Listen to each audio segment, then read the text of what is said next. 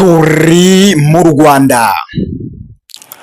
Ubwo hashize iminsi igera muri 5 mu Rwanda habaye impanuka idasanzwe y'umushoferi wari utwaye imodoka ya hoho, bikaza kurangira ayiyoboye ikaruhukirirwa mu mugezi wa Nyabarongo.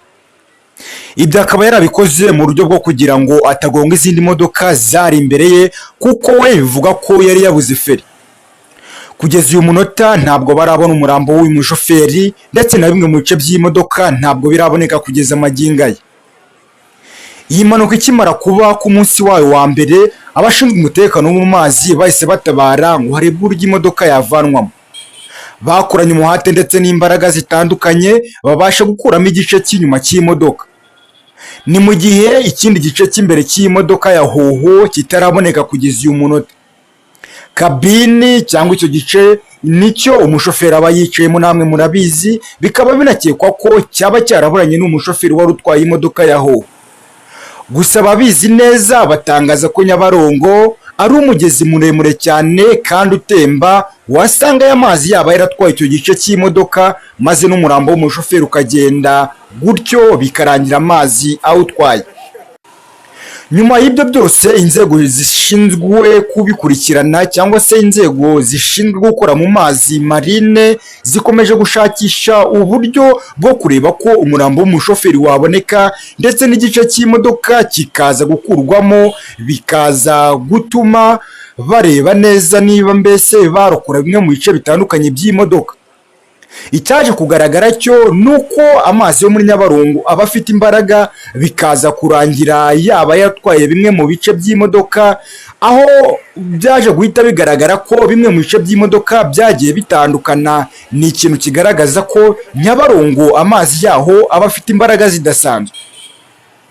Impanuka zikomeje kuba muri iyi minsi ziri gutera ubwoba abantu batandukanye, aho abaturage basaba leta ko yavugurura imihanda mu buryo bwo gukuramo amakorosi atandukanye. Abenshi bati ayo makorosi niyo ateza impanuka za hato na hato. Ikindi bavuga ni uburyo hakongerwamo ubukangurambaga ku bashoferi batandukanye ndetse n'abatwara ibinyabiziga muri rusange.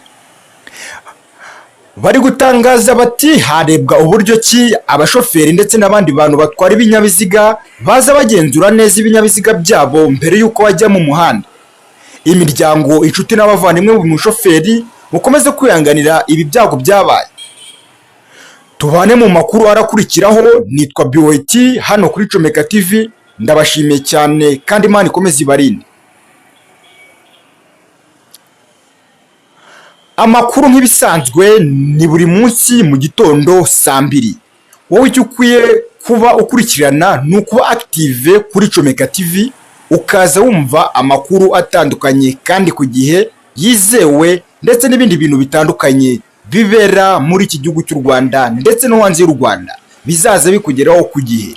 Gahunda no gukanda subscribe kuri umurongo mugari wa YouTube, tugakomeza kubana mu makuru adasanzwe ndetse n'asanzwe ariko utaruzi. Niba ukiri mushya kuri umurongo mugari wa YouTube, turagusaba inkunga subscribe ndetse ugasiga n'ibitekerezo byawe, tukaza kureba icyo twahindura bitewe n'uburyo ki wabivuzeho.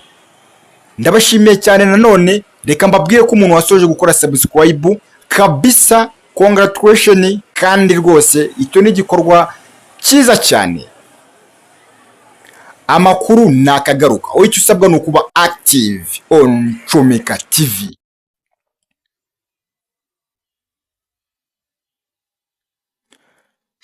Comeka TV.